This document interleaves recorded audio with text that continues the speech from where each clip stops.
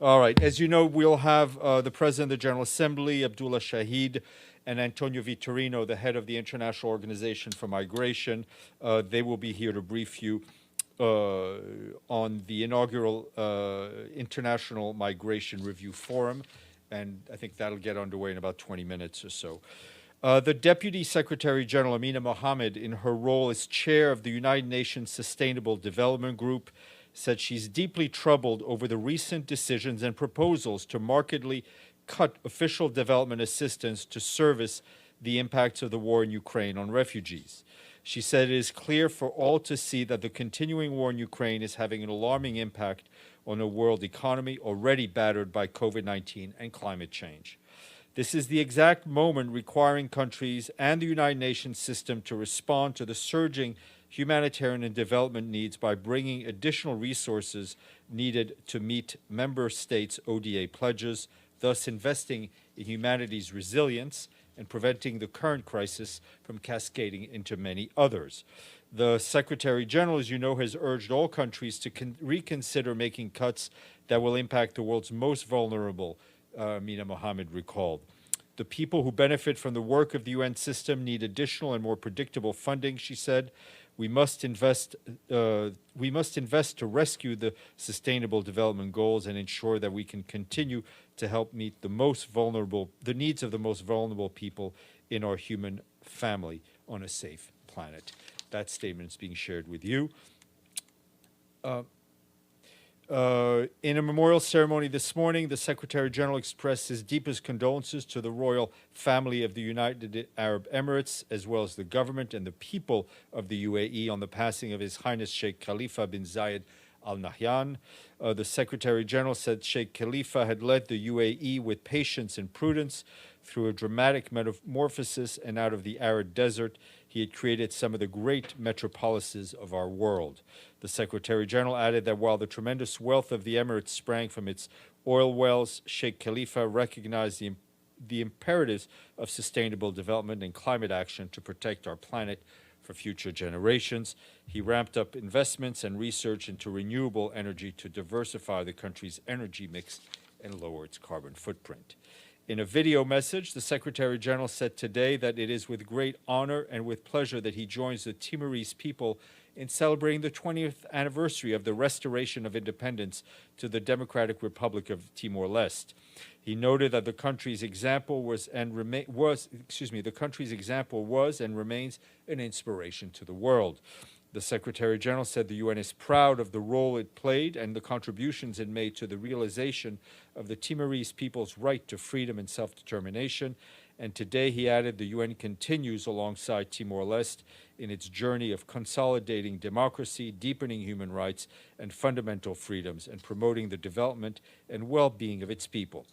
To the new president of Timor-Leste, who takes office today, José Ramos Horta, the Secretary General extended warm congratulations on behalf of the UN and a special and friendly personal greeting.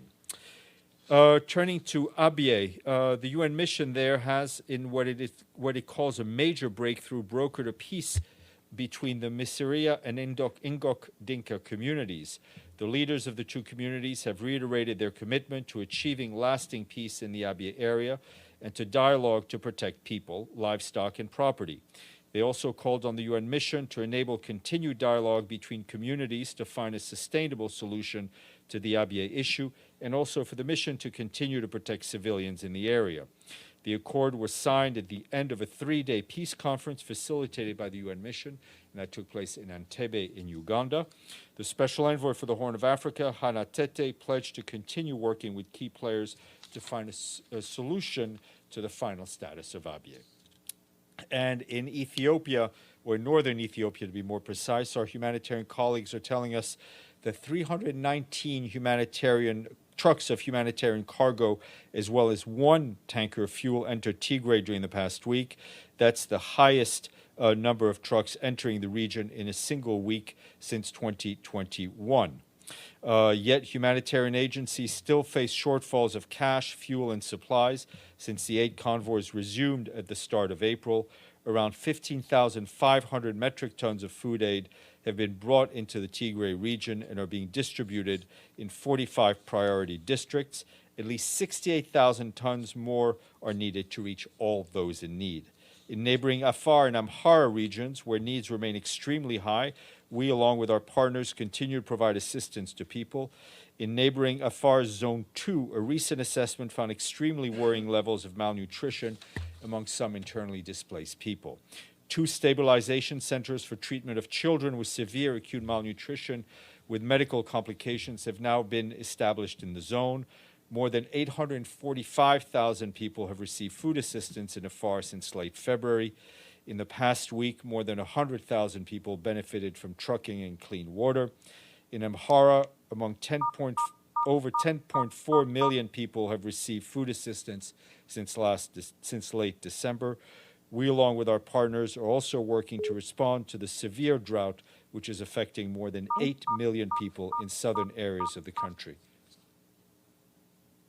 I know it's not, everybody's like, not me, yeah. Okay, let's keep going.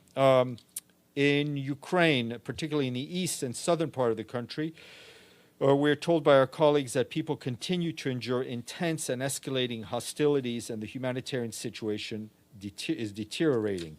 More than 640,000 people in eastern Ukraine don't have access to electricity, and access to water is becoming increasingly limited, particularly in Donetsk city.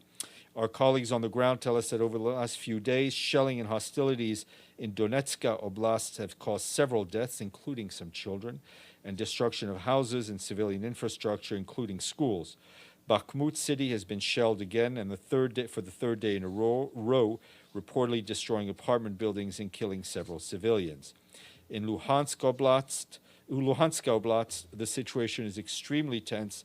In Severodonetsk, where local authorities said that more than 15,000 people are in dire need of humanitarian assistance, shelling over the last week has killed many and left the entire population without access to piped water, gas, or electricity.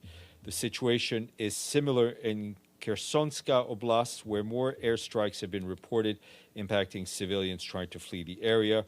We, along with our partners, continue life-saving work across the country and have supported more than 6.8 million people out of the nearly 16 million who need humanitarian aid in Ukraine. This is 400,000 more men, women, and children reached with assistance over last week's reporting.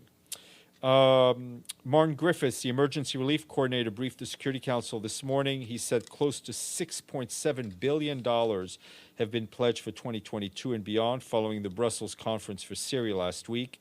Yet despite the considerable funding pledge, the commitments represent less than 50% of the total funding requirements for 2022, he added, noting that this is the largest appeal yet for the Syria crisis because we have the largest ever number of people in need.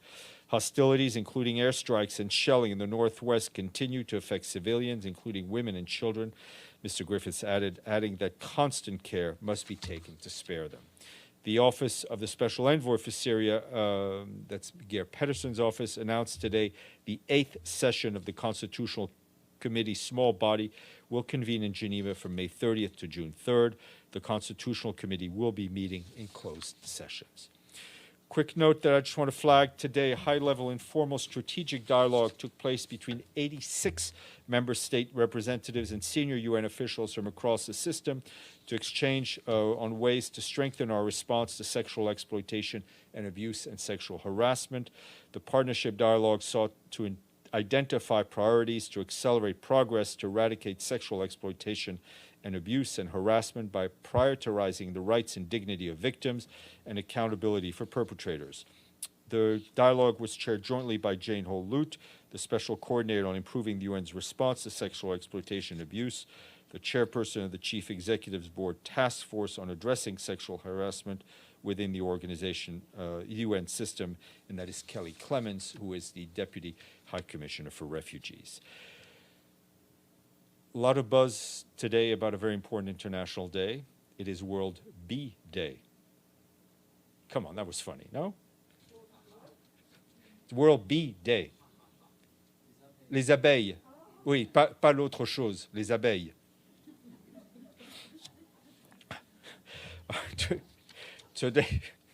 Today is World Bee Day, which aims to raise awareness for the importance of pollinators, the threats they face, and their contribution to sustainable development. Bees and other pollinators, such as butterflies, bats, and hummingbirds, are increasingly under threat from human activities. Present species extinction rates are 100 to 1,000 times higher than normal due to human impacts. Close to 35% of invertebrates, pollinators, particularly bees and butterflies, and about 17% of vertebrate pollinators, such as bats, face extinction globally. Three other international days to flag. Tomorrow is International Tea Day. For tea, you need some honey in your tea. And also the World Day for Cultural Diversity for Dialogue and Development. And Sunday is the International Day for Biological Diversity. This theme is building a shared future for all. And lastly, we say muchas gracias to our friends in Santo Domingo, as the Dominican Republic has paid its regular budget dues in full, bringing us up to 102. Edie. Thank you very much, Steph. The Italian Foreign Minister, Luigi Di Maio, said today that Italy has submitted a peace plan for Ukraine to the Secretary General. He said the plan entails working on local ceasefires to evacuate civilians along humanitarian corridors and creating the conditions for a general ceasefire. Has the Secretary General received the plan, and if so, what is his reaction? The Secretary General did meet this week with the Foreign Minister, but we have no comment, no further comment at this time. Patrick. Good afternoon, Steph. I want to go to Mali today. Germany's parliament voted to increase German soldiers' participation in UN MINUSMA in Mali from 1,100 to 1,400 peacekeepers to, quote, compensate for the French reduction of Operation Barkhane. So the question is, how many French peacekeepers are there in MINUSMA? Or if there aren't any, do you expect the Secretary to call on France to get more soldiers into MINUSMA? And what does that say about France? They're reducing soldiers and Germany's increasing soldiers in this heavily troubled area. Well, I think it's two separate things. The Barkhane operation is not a UN, is not a blue helmeted operation. France will make the decision that it feels it needs to make. As far as how many French soldiers are actually under the blue helmet MINUSMA mission, I believe it's a handful of officers, but not much more. We are obviously extremely grateful for Germany if this gets certified. It is incumbent on all those who can to participate and collaborate in peacekeeping missions. Edward. Hi, Stéphane. Happy B-Day. Sri Lanka's Prime Minister warned that there might be a food shortage in Sri Lanka. While they have already got the economic crisis, has Sri Lanka officially or reached out for the United Nations for help? And what could the UN do for the people in Sri Lanka? I'm not aware of any official request for food assistance, but obviously we are in touch with the authorities in Sri Lanka, and we'll assist in whatever way we can. Benno. Thank you, Steph. So in the basement, there's an exhibition by the Israeli mission that portrays Jerusalem as the capital of Israel. I think this is not in line with numerous UN resolutions. What's the opinion of the Secretary General about that? First of all, our position, the exhibit notwithstanding, our position is clear that Jerusalem is a final status issue, and our position remains unchanged. It's reflected in various resolutions in the General Assembly and Security Council. We remain committed to supporting Palestinians and Israelis to resolve the conflict and end the occupation in line with those relevant resolutions, international law, and bilateral agreements in the pursuit of achieving the vision of two states, Israel and an independent, democratic, contiguous, viable, and sovereign Palestinian state living in side-by-side in peace and security within the secure and recognized borders on the basis of pre-1967, with Jerusalem as the capital of both states. What is important to note, and I think there is I